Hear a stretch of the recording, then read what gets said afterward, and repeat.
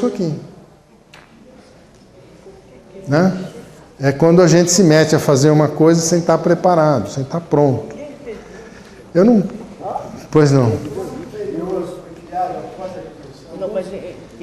De certa forma, o plano evolucionista da Terra, ele segue aquilo que é como está planejado ou escrito no Livro dos Espíritos. Tem aquele processo evolutivo a partir da matéria, né? A partir do reino vegetal, passa pelo animal, tá? Até chegar ao reino nominal. As centelhas divinas caídas aqui, autóctones desse universo, seguem esse processo evolutivo. Os espíritos que vêm de fora, não. Só que os espíritos que vêm de outro universo, eles são mais inteligentes. E se tornarem maus, ou quiserem dominar isso aqui, eles dominam. E aí origina esses processos obsessivos de comando mental, de obsessão, etc. Porque a mente é mais vigorosa do que o autóctone. A escravidão foi assim. Os espíritos que reencarnaram aqui, de fora, que reencarnaram, escravizaram os seres autóctones. E, curiosamente, para os autóctones, a escravidão foi benéfica, porque eles aprenderam com os seus dominadores.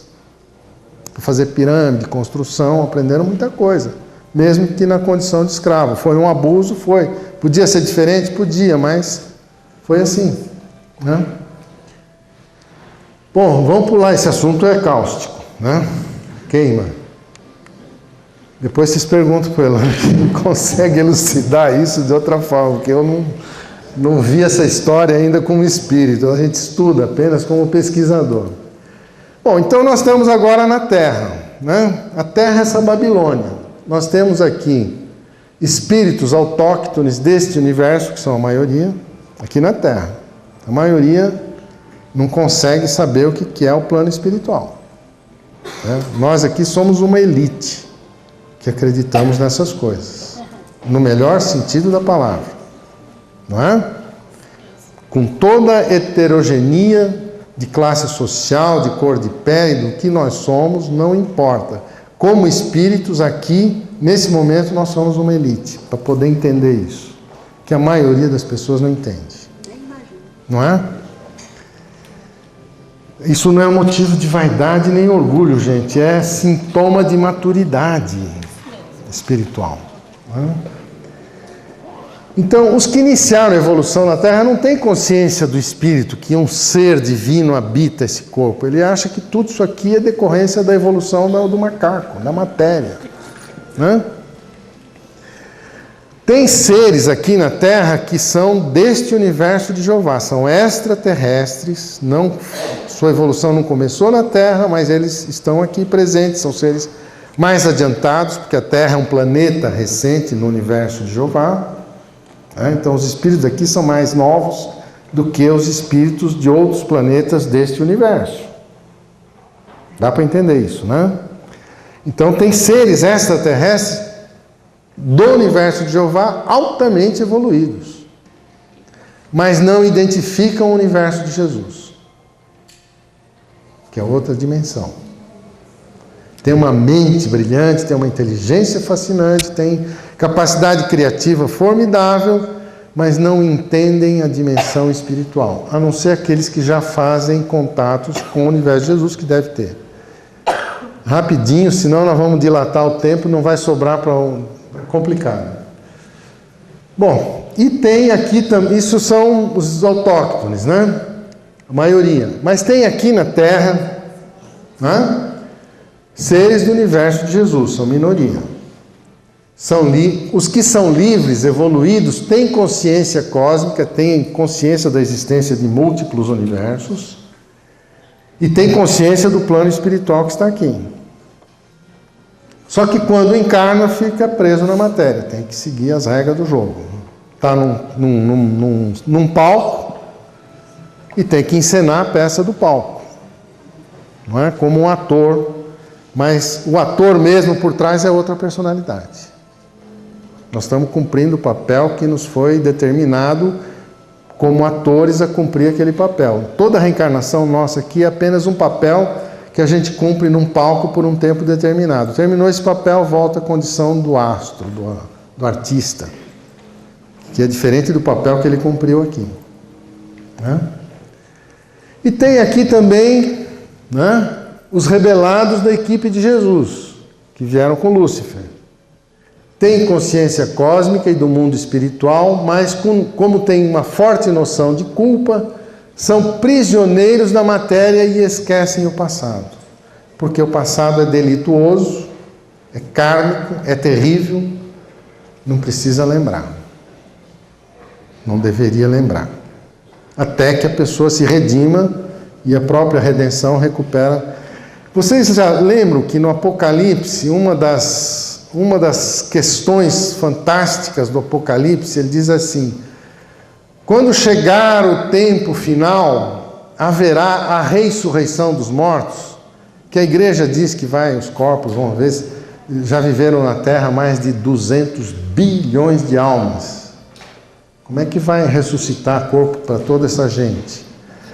Para nós espíritas é outra coisa, ou espiritualistas. Como é que funciona a coisa? Cada reencarnação passada nossa que a gente recorda é um morto que ressuscita. Então, como nós estamos começando a recobrar a memória das nossas reencarnações passadas, nós estamos no momento do Apocalipse. E nós estamos sendo julgados pelo acervo de reencarnações que cada um tem. 20, 30, 40, 50, 100 nesse planeta. Esse é o julgamento que se dá. Não se dá por causa de uma única existência, mas se dá por todas as existências passadas, consolidadas numa só. Então aqui está uma coisa curiosa, essa cena aqui, meu filho que criou. O universo de Jesus é o plano espiritual, o universo de Jeová é o plano físico. Os espíritos do universo de Jesus reencarnam e voltam para o plano espiritual. Os espíritos criados neste universo, eles não conseguem acessar o plano espiritual, eles ficam naquilo que Kardec falou, a erraticidade. Eles vão até um certo ponto e caem na matéria de novo. Fica em círculo aquela roda kármica da samsara. Por quê? Porque eles não conseguem alcançar lá em cima. Isso é só uma ilustração, né? Ai. Não sei lidar com esses negócios. Aqui, não vai dar tempo da gente entrar, porque eu fiz essa palestra, exatamente ela, na maçonaria, lá em Alphaville.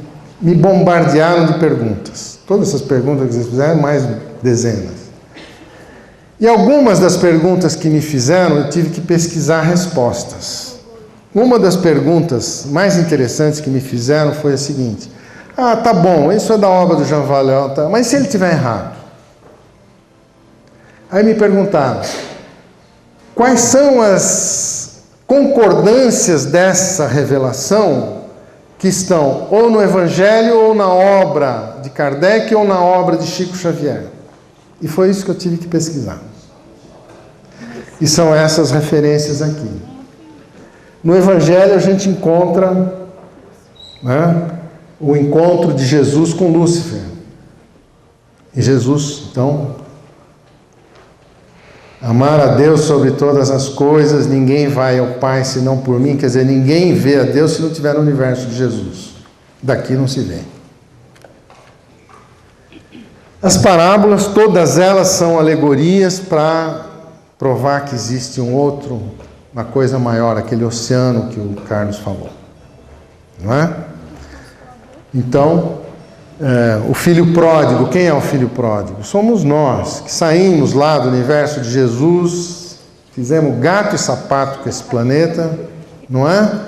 Gastamos todas as nossas forças, secamos todas as nossas energias, esgotamos todas as nossas possibilidades de fazer o mal, e aí a gente se arrepende, quero voltar para casa, e é o que nós estamos buscando, e por isso que Jesus, esse cenário que a gente tem, Jesus vendo o mundo, Ele está esperando a gente buscá-lo, que nós o busquemos. Ele só está olhando, vendo quem de nós é filho pródigo, arrependido, querendo voltar para casa porque ele vai puxando.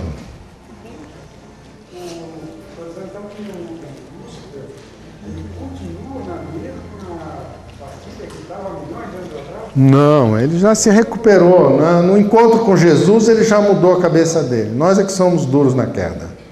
Nós somos pior do que Lúcifer. Porque estamos com 2000 anos de atraso nessa renovação. É uma vergonha para nós, não é para o Lúcifer. Mas nós, depois de Jesus, com 2000 anos de Jesus para cá, é uma vergonha que nós ainda não aceitemos Jesus. E nós vamos tentar entender. Bom, aí tem a promessa de Jesus, a vinda do Consolador, a promessa da sua volta, todo mundo sabe.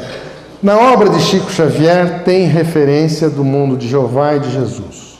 Por isso que nós apontamos aí, leitura indispensável para todos nós aqui. É ler, meditar, refletir.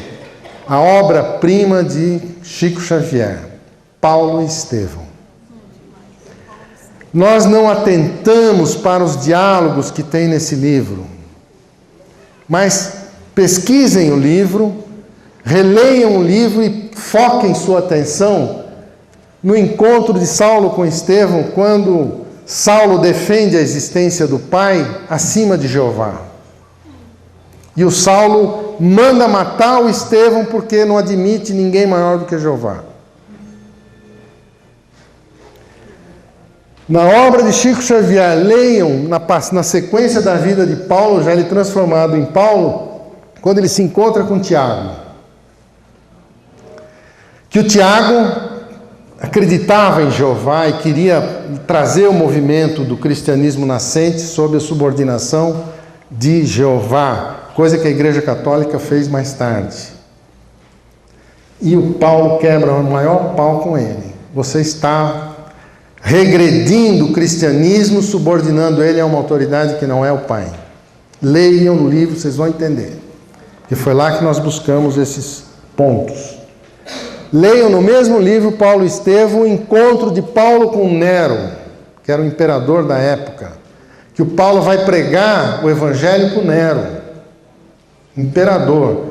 E o Nero dizia, afirmava, esnobava que não existia nenhuma autoridade maior do que ele, e o Paulo fala de Jesus para ele, fala de um Pai celestial para ele, e que ele estava aqui por empréstimo, por obra da misericórdia divina, e que ele devia era fazer as coisas certas e não erradas. E o Nero manda decapitar o Paulo, Tem uma outra figura curiosa mais para frente na história que vale a pena pesquisar, que é o Constantino.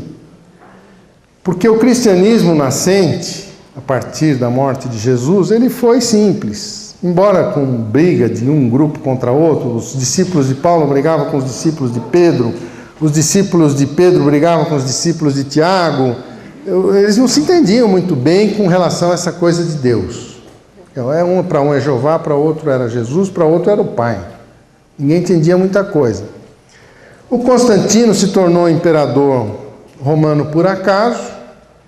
Ele era filho bastardo do Constâncio, que era um imperador romano. Esse imperador romano, Constâncio, tinha um filho fora do casamento com uma camponesa que era cristã. E essa cristã teve esse filho chamado Constantino. Só que o Constâncio, apesar do seu filho dele no casamento, gostava muito do Constantino e levava o Constantino nas suas campanhas. E numa dessas campanhas, com todo o exército romano nas mãos, o Constâncio, pai de Constantino, é atingido e antes de morrer ele pede para os exércitos dele seguirem o seu filho Constantino, que era um filho bastardo. E o exército coloca o Constantino como imperador. Quando eles estão voltando para Roma, o Senado romano já tinha eleito um outro imperador, que era o Magêncio.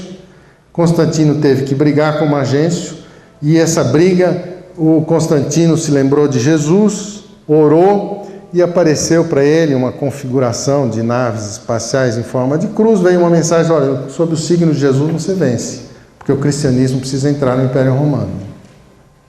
E ele então derrota Magêncio, entra em Roma e liberta os cristãos da perseguição romana.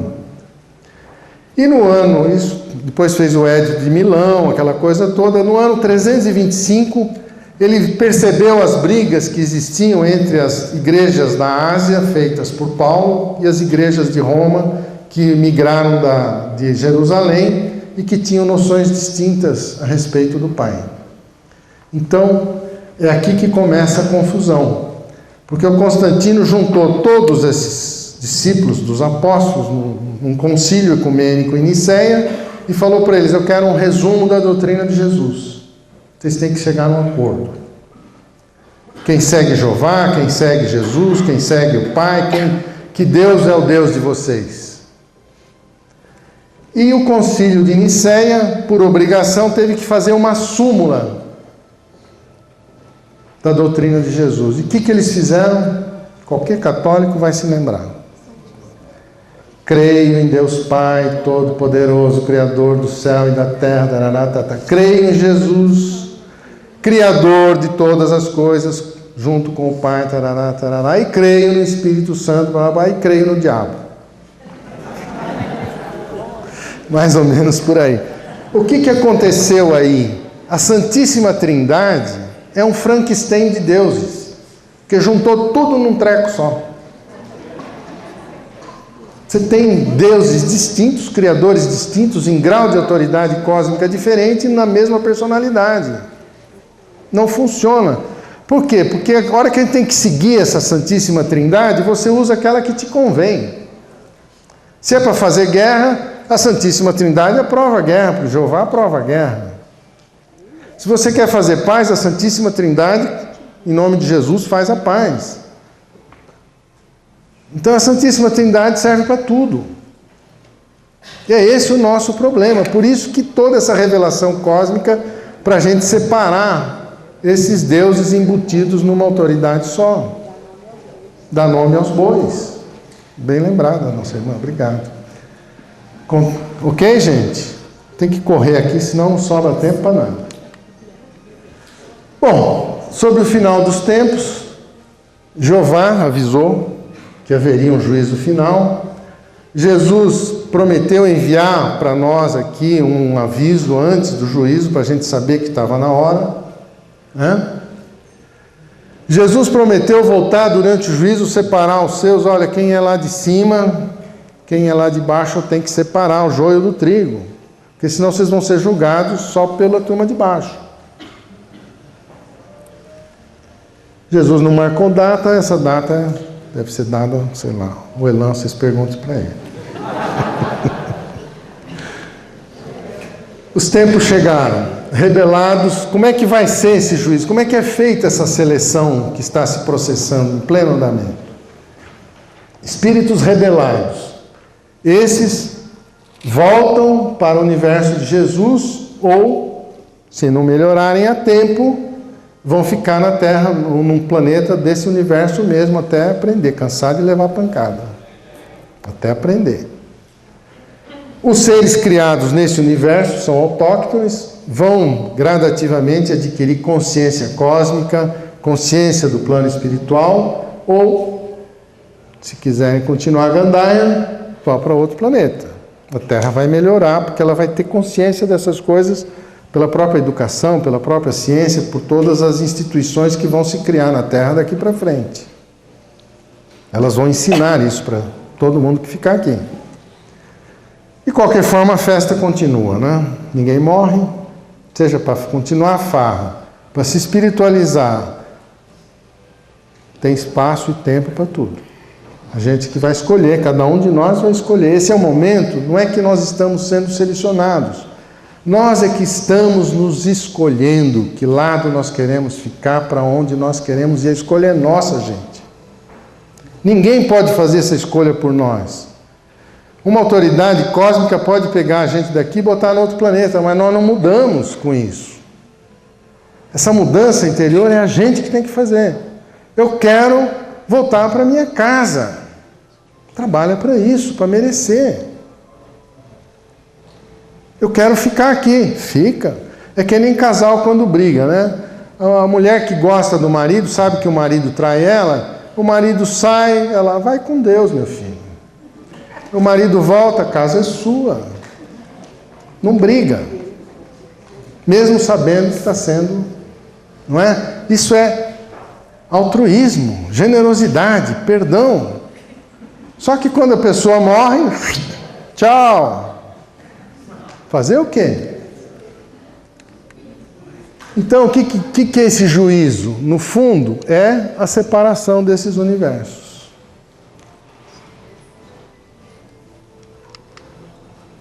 O legado, os mansos vão ficar aqui na terra, os puros de coração vão estar no universo de Jesus, verão a Deus, os aflitos estarão em paz, os que têm fome de justiça serão saciados e por aí afora, e aí, harmonia no cosmos de novo. Agora o universo de Jeová fica azulzinho que nem os outros. Muita paz a todos. Obrigado.